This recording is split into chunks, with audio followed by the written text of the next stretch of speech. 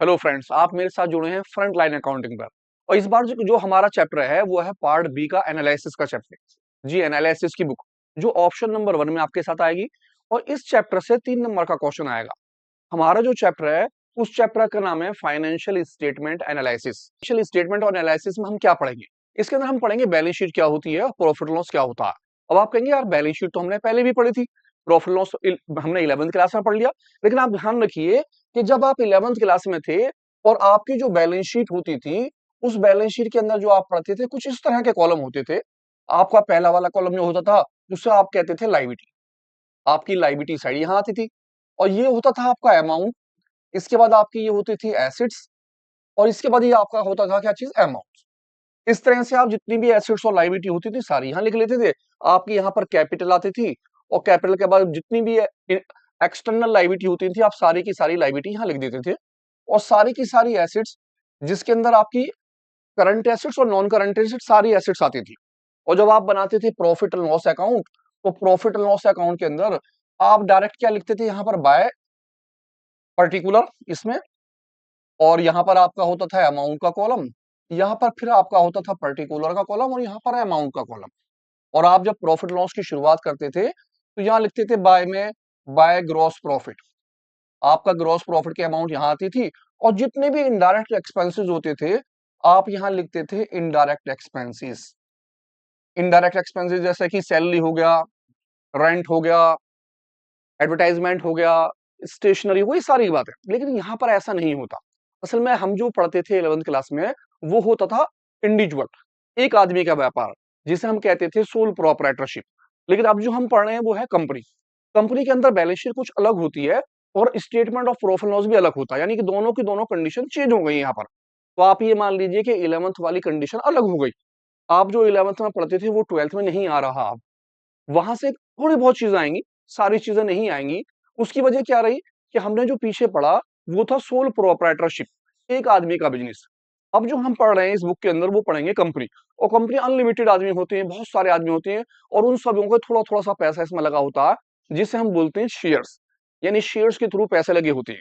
अब आप सोच रहे होंगे कि इसकी बैलेंस शीट कैसे होगी, इसका प्रॉफिट लॉस कैसे होगा। जी, इसका प्रॉफिट लॉस भी अलग है और इसकी बैलेंस शीट भी अलग है। उसका मेथड क्या है उसे देखते हैं। आप देखेंगे कि इस बार जो आपकी बैलेंस शीट होगी वो होगी एनालिसिस ऑफ फाइनेंशियल स्टेटमेंट के अंदर। सबसे पहले पर्टिकुलर का कॉलम होगा, इसके बाद नोट नंबर का कॉलम होगा, करंट ईयर के अमाउंट्स लिखी जाएंगी पहले और फिर प्रीवियस ईयर के अमाउंट। अब आप सोच रहे हैं यार करंट ईयर प्रीवियस ईयर दो दो कैसे? जी, अगर आपके पास 2 साल के डाटा हैं तो आपको दोनों साल के डाटा फिलअप करने होंगे। अगर आपके पास 1 साल के डाटा हैं तो आप उस डाटा को करंट ईयर की बैलेंस शीट में शो करते हैं। इसका मतलब ये हुआ कि यहाँ पर बैलेंस शीट 2 साल की होती है। कंपनी की जो बैलेंस शीट होती है उसमें फिगर 2 इयर्स की दी होती हैं।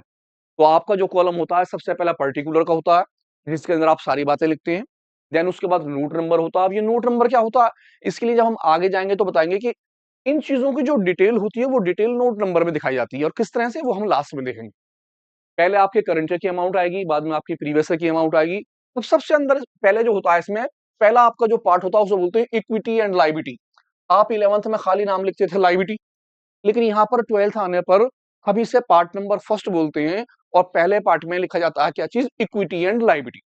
इसके बाद सारी की सारी आपकी लायबिलिटी आ जाएंगी और आप यहाँ पर क्या कर देंगे, टोटल। आपका यहाँ पर क्या हो जाएगा, टोटल हो जाएगा सारी लायबिलिटी का। देन इसके बाद आपका सेकंड पार्ट आएगा जिसे आप क्या बोलेंगे, एसेट्स। जितनी भी आपकी एसेट्स थी वो सारी की सारी एसेट्स यहाँ आ जाएंगी और इन एसेट्स का टोटल आपका नीचे हो जाएगा जैसे कि आप टोटल पहले करते थे। इसका मतलब ये हुआ कि हमारी ये जो बैलेंस शीट होगी ये वर्टिकली होगी। यानी कि पहले क्या होगा, equity and liability. Then second part में क्या होगी, एसेट्स। और इन सभी के टोटल पहले वाले पार्ट के जो होंगे वो लायबिलिटी के टोटल होंगे और नीचे किसके टोटल होंगे, एसेट्स के। अब इसके अंदर हम एसेट्स लायबिलिटी कैसे कैसे लिखेंगे, तो ऐसा नहीं है जैसे 11th क्लास में था आप कोई भी चीज कहीं लिख देते थे। कोई भी लायबिलिटी, आपने लायबिलिटी उठाई, क्रेडिटर से लिख दिया, लोन लिख दिया, कैपिटल लिख दिया, कोई भी चीज कहीं। इसी तरह आपके पास एसेट्स होती थी। आप क्या करते थे, कभी मशीन आया, कभी कैश आया, कभी स्टॉक आया, कभी कुछ आया, आपने सारी एसेट्स उठाकर लिख दी। लेकिन यहाँ पर ऐसा बिल्कुल नहीं है। यहाँ पर आपको सारी बातें सिस्टमैटिक ढंग से स्टेप टू स्टेप लिखनी होंगी। इन चीजों को हम बोलते हैं हेड। ये तो आपका हो गया पार्ट। आपका जो पार्ट था वो 2 पार्ट थे। पहला पार्ट क्या था, इक्विटी एंड लायबिलिटी। और दूसरा वाला पार्ट जो था उसका नाम था एसेट्स। अब ये 4 हेड हैं इनके। हेड। आपको ये सारी की सारी बातें इन चारों हेडों में लिखनी होती हैं। इसका मतलब ये हुआ कि सबसे पहला का हेड जो है उसका नाम है शेयर होल्डर फंड। जितनी भी शेयर से रिलेटिव चीजें होंगी और फंड से रिलेटिव चीजें होंगी, वो सारी की सारी सबसे पहले दिखाई जाएंगी। इसे हम बोलेंगे हेड। इक्विटी एंड लायबिलिटी का सबसे पहला वाला हेड जो है उसका नाम है shareholder fund. Then second वाला जो हेड होगा उसका नाम होगा share application money pending allotment. यानी कि अगर शेयर्स पर कोई अलॉटमेंट मनी पेंडिंग रह गई हो तो यहाँ शो करी जाएगी। देन थर्ड नंबर पे आएगा नॉन करंट लायबिलिटी। जी, वही नॉन करंट लायबिलिटी जो आप 11th क्लास में पढ़ते थे, जैसे कि लोन हो गया, जैसे कि डिबेंचर्स हो गया, ऐसी बातें जितनी भी होंगी वो सारी नॉन करंट लायबिलिटी में होंगी। और लास्ट में आपका नंबर 4 जो होगा हेड, वो होगा करंट लायबिलिटी का। अब जितनी भी करंट लायबिलिटी जैसे कि जी क्रेडिटर्स, बिल पेबिल, आउटस्टैंडिंग और बाकी सारी बातें, ये सारी की सारी बातें आप यहाँ पर पूरे तरीके से लिखेंगे। सबसे पहले शेयर होल्डर फंड की बातें लिखी जाएंगी, उसके बाद शेयर एप्लीकेशन मनी पेंडिंग लिखा जाएगा, उसके बाद नॉन करंट लायबिलिटी लिखेंगे और उसके बाद करंट लायबिलिटी। अब आप सोच रहे होंगे तो क्या मैं उल्टा सीधा नहीं लिख सकता? नहीं, आप उल्टे सीधे नहीं लिख सकते। आप ऐसा नहीं कर सकते कि करंट लायबिलिटी पहले लिख दें और नॉन करंट लायबिलिटी बाद में। शेयर्स कहीं पर भी लिख दें, नहीं। आपको सारी बातें सिस्टम के हिसाब से, यानी कि सीरियल नंबर के हिसाब से लिखनी होंगी। आपका सीरियल नंबर क्या होगा? सबसे पहले शेयर होल्डर फंड, देन उसके बाद share application money pending, then उसके बाद नॉन करंट लायबिलिटी और फिर करंट लायबिलिटी। और जब ये सारे की सारी चीजें हो जाएंगी तो आप यहां पर इनका क्या कर देंगे? टोटल। देन उसके बाद आपका सेकंड नंबर आएगा, पार्ट नंबर सेकंड, जिसे हम बोलेंगे एसिड्स। इस एसिड्स के अंदर भी हमारे जो हैं वो दो हेड हैं। आपके यहां से यहां तक के जो हैं क्या हैं? वो हेड। आप इसे हेड बोलेंगे। सबसे पहला होगा non current assets. Non current assets को हम बोलते हैं property, plant and equipment and intangible acids. Property, plant and equipment and intangible acids, यानी कि टेंजिबल एसिड्स और इंटेंजिबल एसिड्स। ये सारी की सारी एसिड्स जो होती हैं जिन्हें हम बोलते थे फिक्स एसिड्स। आप जब 11th क्लास में थे, आपने चैप्टर नंबर 2 पढ़ा। चैप्टर नंबर 2 में आपने पढ़ा एसिड्स, वहां आपने देखा फिक्स एसिड्स नाम था। फिक्स एसिड्स में नॉन करंट एसिड्स और करंट एसिड्स थी। फिक्स एसिड्स के अंदर नाम था टेंजिबल और इंटेंजिबल। तो टेंजिबल जो होता है उसे हम यहाँ क्या बोलते हैं? Property, plant and equipment. और यहाँ पर होती है इंटेंजिबल एसिड्स अलग से। ये हमारा पहला कहलाएगा हेड। देन सेकंड हेड जो होगा वो करंट एसिड्स का होगा। आप सारी करंट एसिड्स इसमें लिख देंगे। करंट एसिड्स जैसे कि डेप्टर्स, जैसे कि कैश, जैसे कि बैंक, जैसे कि स्टॉक, ये सारी की सारी बातें। तो इसका मतलब ये हुआ कि एसिड्स के अंदर 2 हेड हो गए, लायबिलिटी के अंदर 4 हेड हो गए। जब आप सारी बातों को यहाँ लिख देंगे तो इनके टोटल यहाँ आ जाएंगे। इस तरह से ये हमारी बैलेंस शीट बनेगी। तो आप देखिए बैलेंस शीट के अंदर 11th क्लास से 12th क्लास में चेंजेस है, लेकिन है बहुत ईजी। आपने केवल ध्यान रखना है कि मेरे पास 2 पार्ट हैं। पहला पार्ट इक्विटी एंड लायबिलिटी, दूसरा पार्ट एसेट्स। इसके अंदर मेरे जो हेड हैं वो 4 हेड हैं। मुझे चारों हेडों के नाम याद करने हैं। ऐसे मुझे 2 हेड हैं, इन दोनों हेडों के नाम याद करने हैं। तो क्या इससे मसला खत्म हो जाएगा? नहीं। अभी आगे थोड़ी-सी कहानी और बढ़ जाती है। वो क्या बढ़ जाती है कि मेरे पास जितने भी हेड है ना, उन हेडों के भी सब हेड हैं। जैसे कि मेरा सबसे पहला जो है, ये मेरा क्या है? पार्ट। आप मैंने बताया ये हम इसे बोलते हैं पार्ट। और आपका ये जो था इसे आप मैंने क्या बोला था? हेड। हेड, ये हेड था। अब इसके अंदर जो ना 3 सब हेड आ गए। सब हेड। अब सब हेड क्या होते हैं? असल में क्या होता है शेयर होल्डर फंड के अंदर ऐसी कौन-कौन सी बातें लिखी जाएँ, क्या-क्या चीजें आए जिसे मैं अपने-अपने तरीके से लिखूं। तो सबसे पहले जो लिखा जाएगा वो शेयर कैपिटल से रिलेटिव सारी बातें लिखी जाएंगी। आपने 11th क्लास का बिजनेस का चैप्टर पढ़ा होगा। आपने वहां बिजनेस के चैप्टर के अंदर पढ़ा था हमारी शेयर कैपिटल 2 टाइप की होती है, equity share capital and preferential share capital. तो सारी की सारी बातें जो वहां पर आती थी शेयर कैपिटल से रिलेटिव, ये सारी की सारी बातें शेयर कैपिटल के हिसाब से यहाँ पर पहले लिखी जाती हैं। शेयर्स की बहुत सारी बातें हैं जो आप चैप्टर नंबर कौन से में पढ़ते हैं? शेयर्स कैपिटल के में पढ़ते हैं। जो 24 नंबर के चैप्टर आते हैं शेयर्स के और डिबेंचर के, वहां की जितनी भी सारी बातें होंगी वो सारे के सारे पॉइंट सबसे पहले लिखे जाएंगे शेयर कैपिटल के नाम से। जैसे कि 11th क्लास में आप लिखते थे कैपिटल, तो वहां पर एक आदमी की कैपिटल होती थी, आप खाली कैपिटल का नाम लिख देते थे। लेकिन यहाँ पर कंपनी के अंदर बहुत सारे आदमियों का पैसा लगा होता है, सबका छोटा छोटा छोटा सा हिस्सा। हिस्सा बोले तो शेयर्स, यानी कि शेयर कैपिटल। तो शेयर कैपिटल के नाम से पैसे लिखे जाते हैं, हम इसे बोलते हैं सब हेड। देन उसके बाद जो आप लिखेंगे वो लिखेंगे रिजर्व एंड सरप्लस। अब रिजर्व सरप्लस क्या है? आपने 11th क्लास में चैप्टर पढ़ा प्रोविजन एंड रिजर्व। आप वहां पर रिजर्व बनाते थे, तो जितने भी रिजर्व होते हैं ऐसी कंपनी के पास रिजर्व होते हैं, जो भी कंपनी के रिजर्व होते हैं वो सबसे पहले लिखे जाते हैं, और उसके बाद लिखा जाता है surplus. Surplus means profit and loss. तो प्रॉफिट लॉस और रिजर्व की बातें दूसरे नंबर पे लिखी जाएंगी। देन थर्ड नंबर पे आएगा money receive against share warranty. अगर शेयर के अगेंस्ट कोई वारंटी है, कोई शेयर्स की अमाउंट है, तो उस पैसे को लिखा जाएगा। ये बहुत कम आती है, बस दो बात पॉइंट ज्यादा आते हैं। सबसे पहले शेयर कैपिटल और दूसरे पास है रिजर्व एंड सरप्लस। तो इसका मतलब ये हुआ कि आपको तीनों बातें याद करनी होंगी। सबसे पहले आपका पार्ट कौन सा है, equity and liability. Then second number पर आपका जो हेड है, उस हेड का नाम है शेयर होल्डर फंड। और इस हेड के अंदर तीन सब हेड हैं। सब हेड कौन कौन से हैं? Share capital, reserve and surplus, money receive against share warranty. कभी कभी क्वेश्चन आ जाता है कि आप जो है शेयर होल्डर फंड के सब हेड बताइए। 3.3 नंबर के लिए बहुत आसान सा, आपको लिखना है इक्विटी एंड लायबिलिटी पार्ट्स हो गया, हमारा हेड जो हो गया वो हो गया शेयर होल्डर फंड, और सब head 3 point. Number 1 share capital, reserve and surplus, money receive against share warranty, काम खत्म हो गया। अब आ जाते हैं दूसरे वाले पॉइंट पे। दूसरा पॉइंट है share application money pending allotment. इसके अंदर कुछ नहीं आता, ये इसी नाम से अमाउंट आती है। बहुत कम पेपरों में आता है ये वाला पॉइंट, लेकिन लिखना है जरूरी, क्योंकि हमारे किसके अंदर आ रहा है, फॉर्मेट के अंदर आ रहा है। थर्ड पॉइंट के ऊपर आते हैं हम। थर्ड पॉइंट है नॉन करंट लायबिलिटी। अब नॉन करंट लायबिलिटी में कौन कौन से सब हेड है? नॉन करंट लायबिलिटी तो हमारा हो गया हेड, इसके सब हेड है लॉन्ग टर्म बोरो। सबसे पहले आपको बोरोस दिखाने होंगे। जितने भी लोन वगैरह होते हैं जो लॉन्ग टर्म के होते हैं, जो 12 महीने के बाद के होते हैं, आपको वो सबसे पहले लोन वगैरह दिखाने होंगे। देन उसके बाद डेफर्ड टैक्स लायबिलिटी, जो लायबिलिटी डेफर्ड टैक्स की है, जो आपको पे करनी होती है, वो लायबिलिटी आप शो करते हैं। देन इसके बाद आता है अदर लॉन्ग टर्म्स लायबिलिटी, कोई और ऐसी लायबिलिटी जो लॉन्ग टर्म की हो, जो आपको पे करनी हो, किसी को पैसे पे करने हो, जो लॉन्ग टर्म में हो, वो आप शो करेंगे। देन थर्ड के बाद 4 नंबर है लॉन्ग टर्म प्रोविजन। आपने पढ़ा वहां पर 11th क्लास में रिजर्व एंड प्रोविजन। तो कुछ प्रोविजन ऐसे होते हैं जो शॉर्ट टर्म के होते हैं, कुछ प्रोविजन ऐसे होते हैं जो लॉन्ग टर्म के होते हैं। अब शॉर्ट टर्म के कौन से हैं और लॉन्ग टर्म कौन कौन से, तो मैं भी आगे आपको बताऊंगा कि लॉन्ग टर्म के प्रोविजन कौन कौन से, इनके नाम क्या क्या हैं, इन सब के अंदर कौन कौन सी बातें आएंगी, मैं अभी आपको आगे बताऊंगा।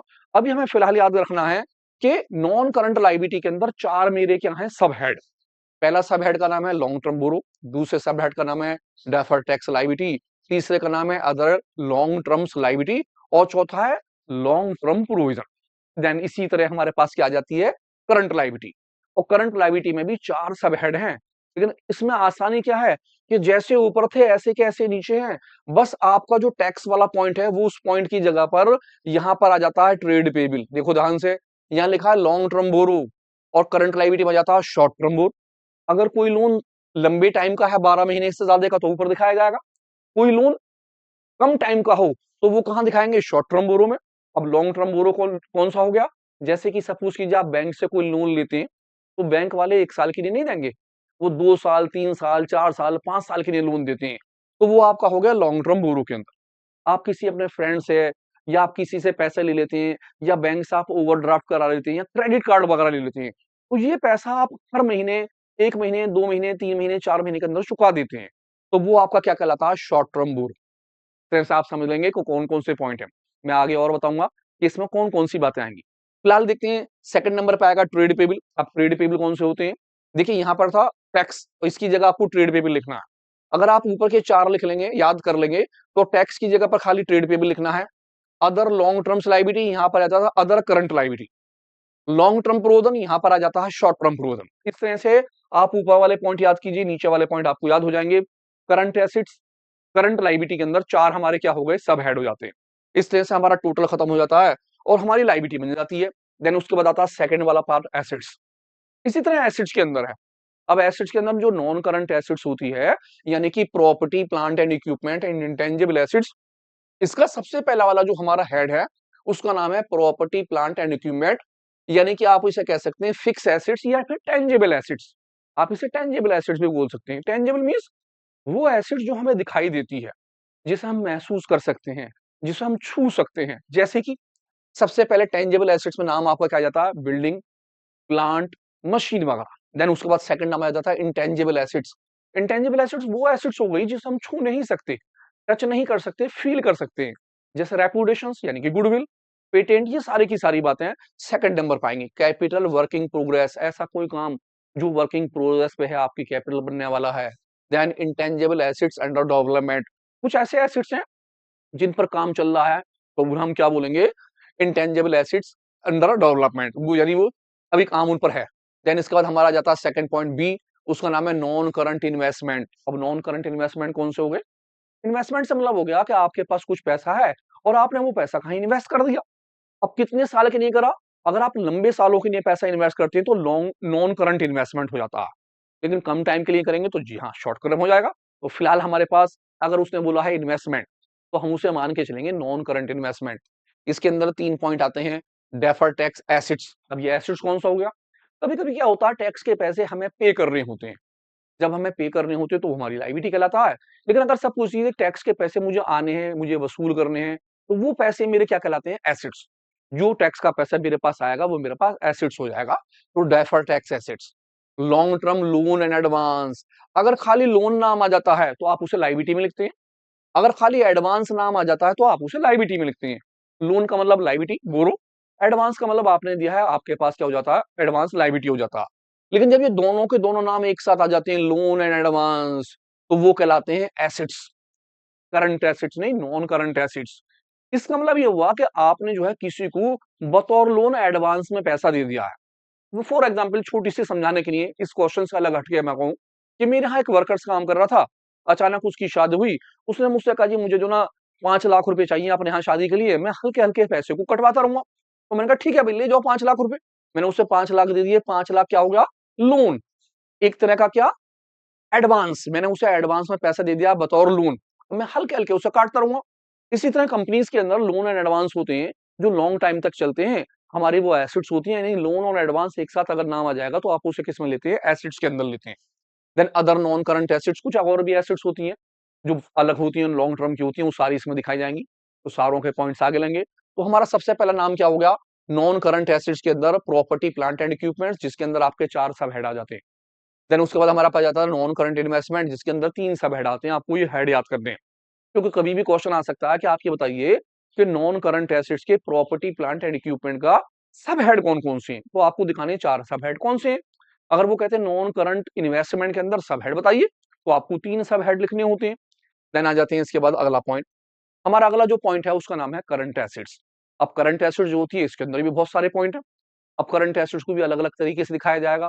सबसे पहले आप दिखाएंगे करंट इन्वेस्टमेंट।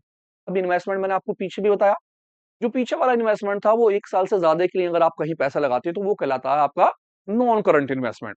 अगर आप कुछ समय के लिए पैसा लगाते हैं किसी जगह पर, म्यूचुअल फंड या किसी भी जगह पर, with in 2 month, 3 month, 6 month, 1 साल से कम कम में, तो वो करंट इन्वेस्टमेंट कहलाता है। देन इसके बाद आ जाता है इन्वेंट्रीज। जी, इन्वेंट्रीज मीन स्टॉक, जो आप स्टॉक लगाते हैं, लूज टूल वगैरह जो होते हैं, वो सारे की सारी चीजें इन्वेंट्रीज के नाम से आती हैं। सेकंड नंबर पे आप दिखाएं। ट्रेड रिसीवेबल, डेप्टर्स हो गए, बिल रिसीवेबल हो गई, सारी की सारी बातें ट्रेड रिसीवेबल के नाम से आती हैं और हम इसे थर्ड नंबर पर दिखाएंगे।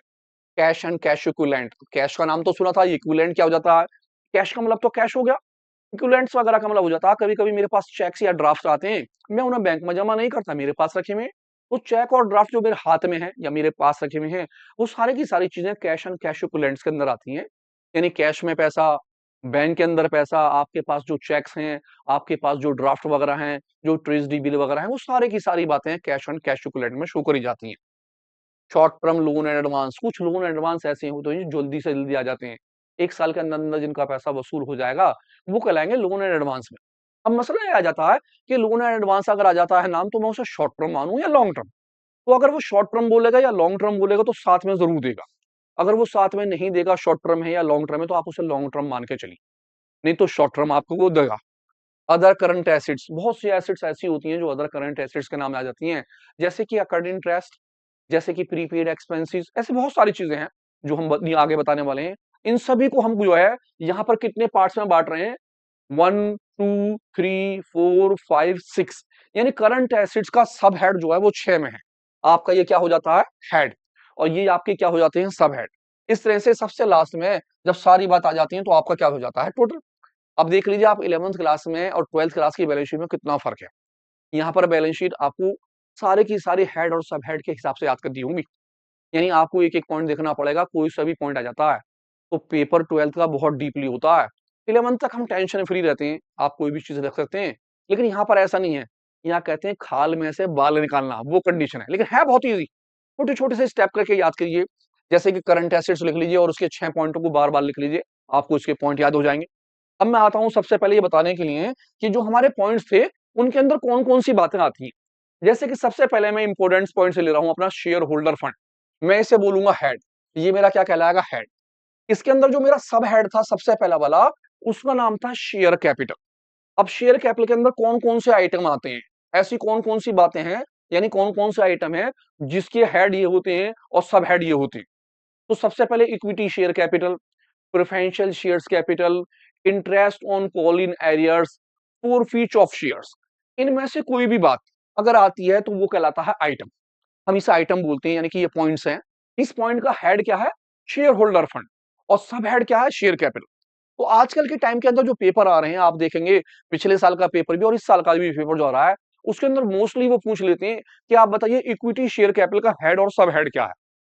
तो आपको बताना है इक्विटी शेयर कैपिटल का हेड क्या है? Shareholder fund. और सब हेड शेयर कैपिटल। तो इसका मतलब ये हुआ कि वो किसी भी हेड और सब हेड को मालूम कर सकते हैं। तो आपको सबसे पहले इन बातों को याद करना होगा कि आइटम्स कौन से हैं, उसके हेड क्या है और उसके सब हेड क्या है। इसके अंदर आप देखेंगे equity share capital, preferential share capital के अंदर जितनी भी शेयर से रिलेटेड बातें होंगी, वो सारी की सारी बातें आएंगी। वो सारी की सारी बातों का हेड क्या होगा? Share holder fund. और सब हेड क्या होगा? आपका सब हेड होगा शेयर कैपिटल। इसके बाद आ जाते हैं हम दूसरा वाला पॉइंट। दूसरा वाला पॉइंट जो था हमारा क्या था? उसका हमारा जो हेड था, उस हेड का नाम था शेयर होल्डर फंड। और सब हेड जो है हमारा, उसका नाम है reserve and surplus, second number पर।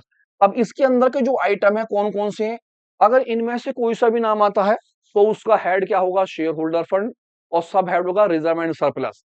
यानी कि जिस भी नाम के आगे रिजर्व आ रहा होगा, वो सारी बातें यहां आएंगी। जैसे कि capital reserve, security premium reserve, capital redemption reserve, debenture redemption reserve, revaluation reserve. अब ये कौन-कौन से होते हैं रिजर्व? क्या-क्या इनके नाम होते हैं? नाम तो सारे होंगे, लेकिन इनके मतलब क्या-क्या होते हैं? तो इनके मतलब जब हम शेयर कैपिटल का चैप्टर पढ़ेंगे तो वहां अच्छी तरह समझ में आएंगे। अभी फिलहाल आपको नाम याद रखने हैं, क्योंकि शेयर कैपिटल के चैप्टर के अंदर वो सारी बातें आ जाएंगी कि इनके मतलब क्या है, इनका मीनिंग क्या है, हम क्या-क्या करते हैं इनके चीज़ों को, कहाँ से ये पैसे आते हैं। जैसे-जैसे आता रहेगा वैसे-वैसे समझते रहेंगे। फिलहाल सबसे पहला नाम जो है उसका नाम क्या है? Capital reserve. आप देखिए हर किसी के आगे रिजर्व लिखा है, capital reserve, security premium reserve, capital redemption reserve, debenture redemption reserve, revaluation reserve. जितने भी रिजर्व में सब रिजर्व एंड सरप्लस में आते हैं। ये कहलाता है सब हेड। और हेड क्या होता है? Shareholder fund. इसी के साथ-साथ आ जाता है सरप्लस। सरप्लस का मतलब हो गया प्रॉफिट एंड लॉस। अब वो प्रॉफिट एंड लॉस आपका चाहे क्रेडिट हो, चाहे वो डेबिट हो। क्रेडिट का मतलब है प्रॉफिट और डेबिट का मतलब है लॉस। चाहे प्रॉफिट एंड लॉस लॉस वाला हो या फिर प्रॉफिट वाला हो, यानी डेबिट हो या क्रेडिट हो, सारे के सारे रिजर्व एंड सरप्लस के अंदर आते हैं। इसके अलावा और कोई भी रिजर्व जो रिजर्व के नाम से देखा होगा, सारे यहाँ आएंगे। तो आपको आइटम याद रखने हैं।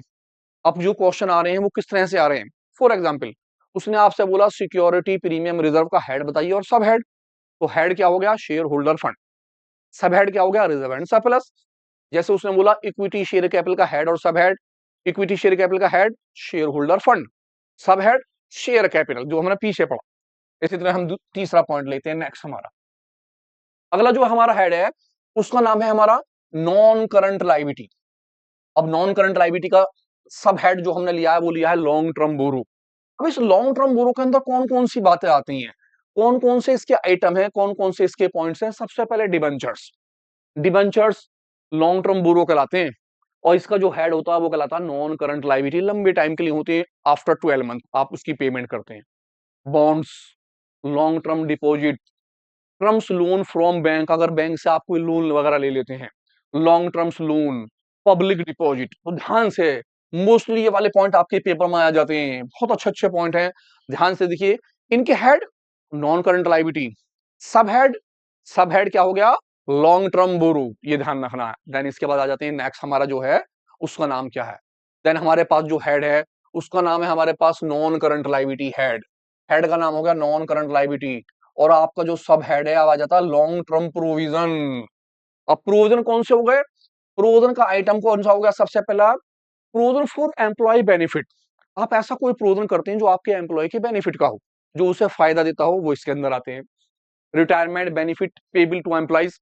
एम्प्लॉइज के रिटायरमेंट होने पर अगर कोई आप बेनिफिट देते हैं तो रिटायरमेंट वो एक दो दिन में नहीं होने वाला, सालों में जाकर रिटायरमेंट होता है कोई भी पार्टनर्स, यानी कि हमारी फर्म को छोड़ के जब जाता है। प्रोविडेंट फंड, रिटायरमेंट होने पर जो पैसा दिया जाता है उसे हम प्रोविडेंट फंड बोलते हैं। प्रोविजन फॉर वारंटीज, आप कोई प्रोविजन करते हैं किसी वारंटीज वगैरह के लिए, तो ये भी इसी के अंदर आते हैं। या आप नाम याद कीजिए आइटम, इनके हेड हो गया नॉन करंट लायबिलिटी और सब हेड हो गया लॉन्ग टर्म प्रोविजन का। देन नेक्स्ट हमारे पास जो आता है उसका नाम आता है करंट लायबिलिटी। अब हमारा जो हेड है उसका नाम क्या हो गया, करंट लायबिलिटी। अब करंट लायबिलिटी के अंदर जो हमारा सब हेड है, तो इसके बाद हमारा अगला हेड आ जाता है किस चीज का, करंट लायबिलिटी का। अब करंट लायबिलिटी कौन कौन सी हो गई, करंट लायबिलिटी में जो हमारा सबसे पहला हो गया सब हेड, उसका नाम आ गया शॉर्ट टर्म बोरो, यानी कि ऐसे लोन जो 1 साल से कम के लिए दिए जाते हैं। जैसे कि बैंक ओवरड्राफ्ट, आप जो बैंक ओवरड्राफ्ट कराते हैं, यानी कि आप जो अपनी लिमिटेशन कराते हैं बैंक की, वो कम टाइम के लिए होती है। आप थोड़ा सा पैसा इस्तेमाल करते हैं और पैसा जमा कर देते हैं, उसका ब्याज वगैरह कट जाता है। जैसे कि क्रेडिट कार्ड वगैरह आप लेते हैं, आप उसे इस्तेमाल करते हैं, उसके पैसे हो जाते हैं। इसी तरह बैंक ओवरड्राफ्ट होता है। आपने 11th क्लास में कैश बुक के चैप्टर में पढ़ा होगा, वहां नाम था बैंक और बैंक ओवरड्राफ्ट। तो बैंक ओवरड्राफ्ट आपके सर ने समझाया होगा। बैंक ओवरड्राफ्ट का मतलब होता है कि आप बैंक का पैसा यूज कर रहे होते हैं कि लिमिटेड टाइम के लिए। देन उसके बाद आ जाते हैं शॉर्ट, इसके अंदर क्या जाता है हमारा शॉर्ट टर्म डिपॉजिट भी आ जाता है, जो आप पेबल करते हैं डिमांड के ऊपर, short term deposit. Then third number पे हमारा जो है अगला, उस हेड का नाम है करंट लायबिलिटी, हेड है करंट लायबिलिटी। और आपका जो सब हेड हो गया वो क्या हो गया, ट्रेड पेबल। ट्रेड पेबल के अंदर जो आइटम है वो दो आइटम रहते हैं। आपने हमारे 11th क्लास में पढ़ा था ट्रेड पेबल लायबिलिटी के अंदर। ट्रेड पेबल का मतलब होगा क्रेडिटर्स या बिल पेबल, यानी क्रेडिटर्स बोल दो या बिल पेबल बोल दो, हम क्या बोलते हैं, इसका सब हेड कहलाता है ट्रेड पेबल। और जो हेड जो होता है उसे बोलते हैं करंट लायबिलिटी। इसी के साथ साथ आपने देखा होगा आपका जो एक सब हेड है उसका नाम है short term provision, short term provision. अब इस शॉर्ट टर्म प्रोविजन के अंदर नाम क्या जाता है, टैक्स। अगर कोई टैक्स होता तो हम इसे किस में लेते हैं, शॉर्ट टर्म प्रोविजन के अंदर टैक्स। ध्यान रहे, शॉर्ट टर्म प्रोविजन के अंदर टैक्स। नेक्स्ट हमारा जो नाम आता है वो अगला नाम जो है, नेक्स्ट जो हमारा नाम आता है वो नाम हमारा हो गया करंट लायबिलिटी के अंदर। आपका जो हेड हुआ वो किसके अंदर है, करंट लायबिलिटी के अंदर। तो इसका जो सब हेड है वो है अदर करंट लायबिलिटी। अब अदर करंट लायबिलिटी में कौन कौन सी बातें आ रही हैं, ऐसे कौन कौन से आइटम हैं जो अदर करंट लायबिलिटी में आती हैं। जैसे सबसे पहले अनपेड डिविडेंड, यानी कि ऐसा डिविडेंड जो देना बाकी है, या अनक्लेम्ड डिविडेंड, आप उसे अनपेड डिविडेंड बोल दें या अनक्लेम्ड डिविडेंड बोल दें, ये दोनों को दोनों डिविडेंड अदर करंट लायबिलिटी में आते हैं। बहुत इंपॉर्टेंट है, पूछ ली जाते हैं। देन इसके बाद interest occurred, interest due, income received in advance, advance from customers, unearned incomes, call in advance, interest on call in advance, outstanding expenses, provident fund, पे बिल। पे बिल लिखा है ना कि प्रोविडेंट फंड है, पे बिल। अगर खाली प्रोविडेंट फंड है तो पीछे आया था, प्रोविडेंट फंड पे बिल है तो लायबिलिटी में जाता है, किसमें, आपकी अदर करंट लायबिलिटी में। जीएसटी पे बिल, अगर जीएसटी का भी पैसा आप पे कर रहे हैं, तो ये कुछ चीजें ऐसी हैं जो बहुत इंपॉर्टेंट है। आप इन पॉइंटों को ध्यान से रख लीजिए। इन पॉइंटों के आइटम आ जाते हैं, आइटम वो आपसे पूछेगा इसका हेड बताइए, इसका हेड हो गया करंट लायबिलिटी, इसका सब हेड बताइए अदर करंट लायबिलिटी। जैसे कि अभी मैंने बताया किसके अंदर, प्रोविजन के अंदर। आपका अगर शॉर्ट टर्म प्रोविजन आता है तो शॉर्ट टर्म प्रोविजन में टैक्स आता है, आप जितना भी टैक्स पे करते हैं वो टैक्स आपका शॉर्ट टर्म प्रोविजन में आता है। इस तरह से आपकी लायबिलिटी वाली साइड खत्म होती है। अब आप समझ गए होंगे कि बैलेंस शीट कैसी होती है, इस बैलेंस शीट के अंदर कैसे कैसे हेड होते हैं और कैसे कैसे सब हेड होते हैं। आपको हेड भी याद करने हैं और सब हेड भी याद करने हैं। सभी सब हेडों के नाम याद कीजिए। सभी सब हेडों के नाम याद करने के साथ साथ आपको इनके आइटम्स भी देखने होंगे। आइटम्स का मतलब हो गया कि इसके अंदर कौन कौन सी बातें आती हैं, क्योंकि आजकल लेटेस्ट जो पेपर आ रहे हैं वो ज्यादा लंबे चौड़े पेपर नहीं आते, छोटे छोटे से क्वेश्चन पूछ रहे हैं। आपकी किताब के अंदर ये वाला क्वेश्चन बी पार्ट में आता है, और आपका जो क्वेश्चन होता है वो 31 32 के आसपास रहता है। सारे क्वेश्चन 34 आ रहे हैं तो 31 32 के आसपास ये क्वेश्चन होता है। इसके अंदर वो आपको 3 पॉइंट दे देता है। आपसे वो कह देगा कि जीएसटी पे बिल का हेड और सब हेड बताइए, वो कह देगा इक्विटी शेयर कैपिटल का हेड और सब हेड बताइए, वो कह देगा रिजर्व एंड सरप्लस का हेड और सब हेड बताइए, या फिर वो आपसे कह देगा कि आप जो ना टैक्स का हेड और सब हेड बताइए, या फिर कैपिटल रिजर्व का। इस तरह से 3 4 पॉइंट आ जाते हैं। तो ये वाली साइड हमारी एसिड्स की थी। उम्मीद करता हूँ आपकी समझ में बात आई होगी। अगली वीडियो जो आएगी मैं उसके अंदर एसिड्स के लाऊंगा और आपने क्वेश्चंस बताऊंगा कि किस तरह से क्वेश्चन पुट अप करे जाते हैं बोर्ड के अंदर, और आप किस तरह से तैयारी कर सकते हैं इन सारी बातों को याद करके। तो मिलते हैं अपनी नई वीडियो के साथ, तब तक के लिए अलविदा।